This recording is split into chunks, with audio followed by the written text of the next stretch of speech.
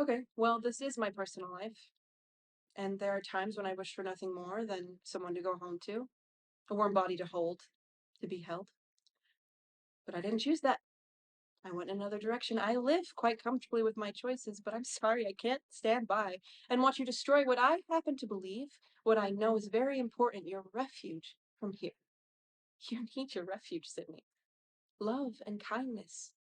But this is your personal life too, and you're killing it. You marry a sex worker, you have 2 kids with her, and you leave her, and you don't think your work and personal life are a bit at odds at the moment? I thought you were a smart man. No one's asking you to fix them, Sydney. Not your wife or these girls. That's not what we're here for. We're here to give them food and shelter and aid and love and a future. You think you can mend all the loss and all the scars, and you will fail. I promise you, you will fail. We cannot mend anyone back to who they might have been. We can only hold them as they are, wounds and all. And that's all right. That's wonderful, actually.